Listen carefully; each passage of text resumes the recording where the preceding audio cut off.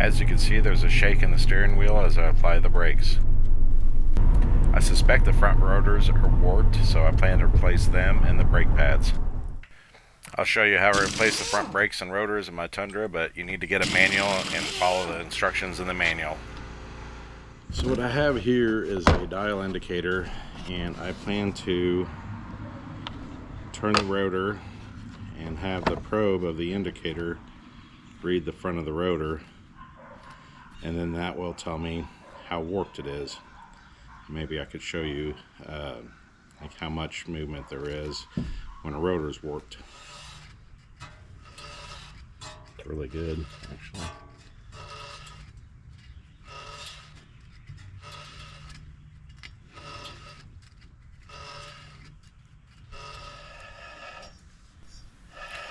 The indicator didn't move any, so I was a little bit caught off guard actually by that. I expected it to be warped. But I know something's wrong when I apply the brakes because it does shake like crazy. So I'm going to go ahead and pull it apart and replace the rotors and pads. First, I remove the wire that holds the pins in.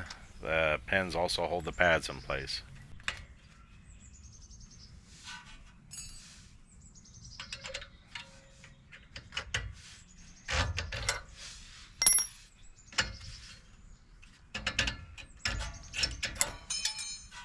First time I've ever replaced brakes on a Tundra, and I've never seen pads that drop in like this before. I kind of jumped into this with both feet before researching before I did it, but I found after I was done that there is a tool that will spread these brake pads apart, and it probably would have been easier than the way I did it. I have to remove the brake line bracket because I need to swing the caliper out of the way to remove the rotor.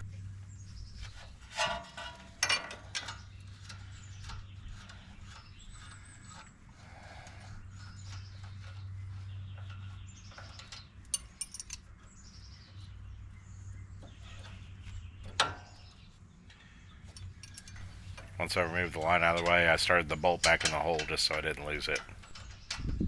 Take a 19mm wrench and take the caliper off.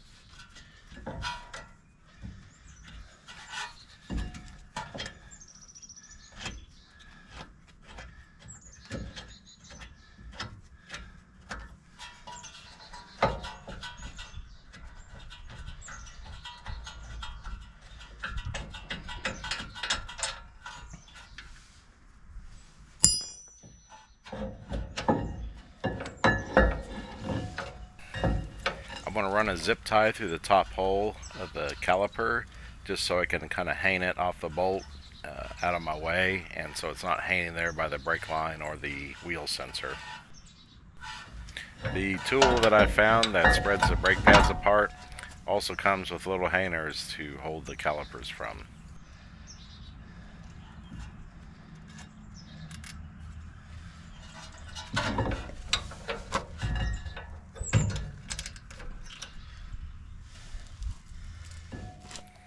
This hammer started to fall apart on me in a past video, and I don't know why I didn't throw it away then. Here's my dead blow. I think she's done for. Was a Mac, had it a long time, but yeah, they don't last forever, I guess.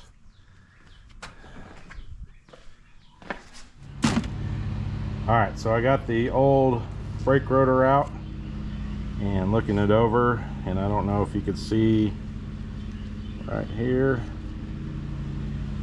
it's actually cracked.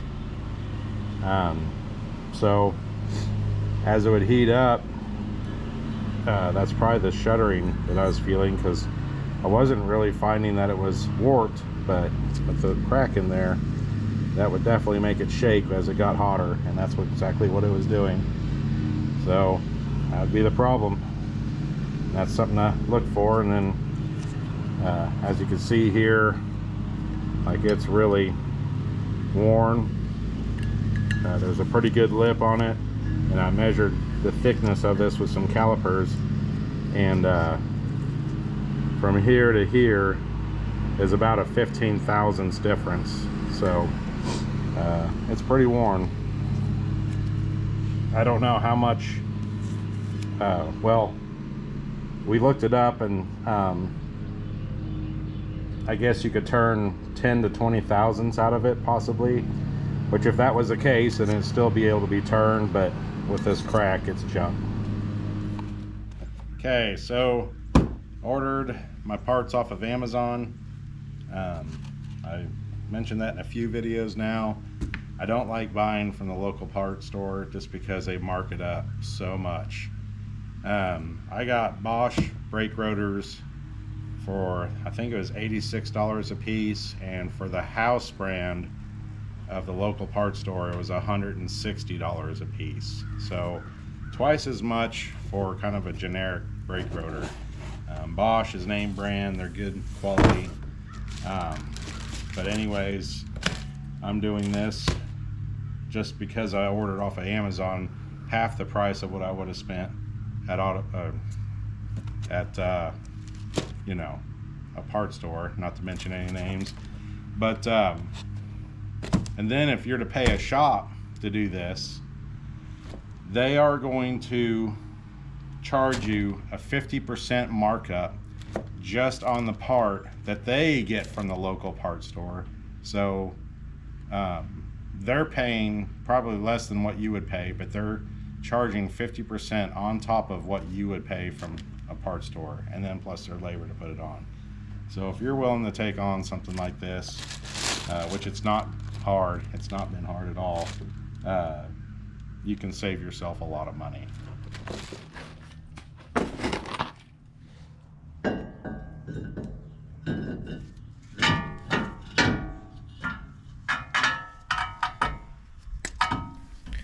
Sorry about the very unflattering camera angle. I just wanted to show where the bolts were in the back of the caliper.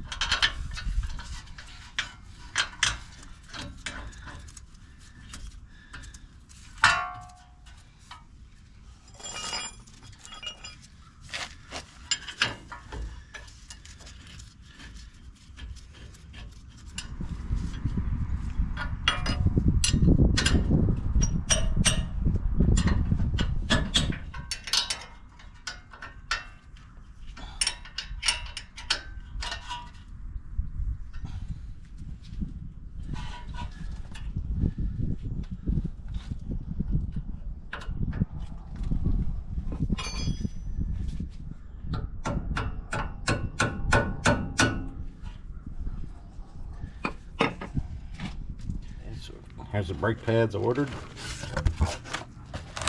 Comes with the hardware. Hold them in.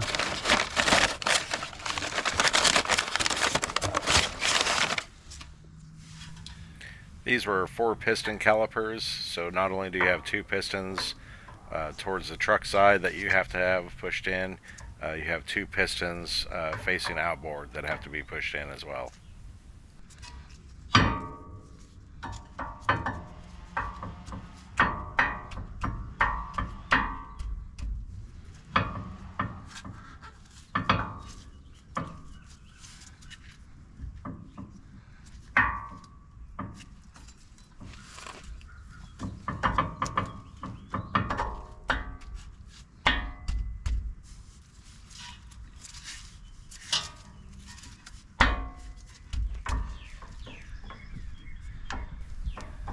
The new pads fit in a bit tight, and it was just hard to get them set in place.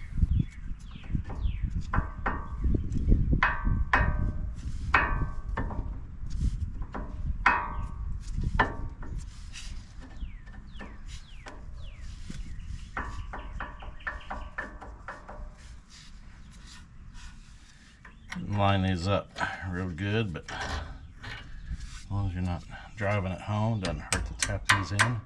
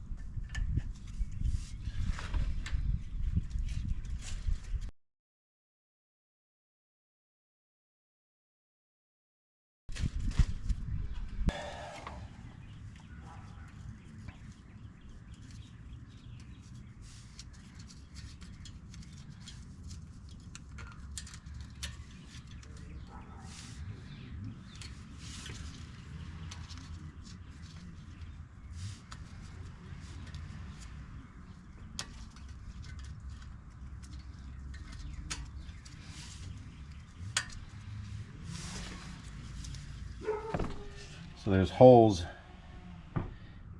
in these pins that you have to get the wire through. So, and here, that's how this clip goes in. Imagine that's for keeping the brake pads pushed off of the rotor when you're not on the brakes. Okay, these bolts to hold the caliper on, torque to 73 foot-pounds.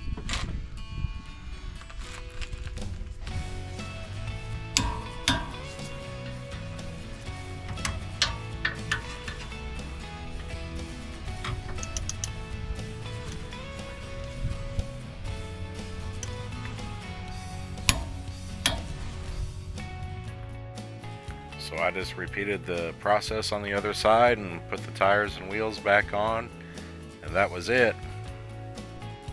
I did torque the wheels to 97 foot-pounds. It brakes really smooth now, so replacing the pads and rotors completely fixed the problem. I suspect my rotor cracked just from heat, probably from cooking my brakes while towing my Jeep. There's two different trailer brake settings on my truck, and I noticed this plain electric just doesn't seem to send enough voltage to the trailer brakes, and they just don't seem to assist enough. There's another setting called electric over hydraulic, and that seems to send more power to the trailer brakes and make them grab a little bit better. It's probably not the proper setting to use, but the trailer does seem to assist more in braking then. So anyways, that's what it looks like to replace the front brake pads and rotors on a 2017 Toyota Tundra. And if you're getting ready to take a job on like this, I hope this video helped you out. Thanks for watching.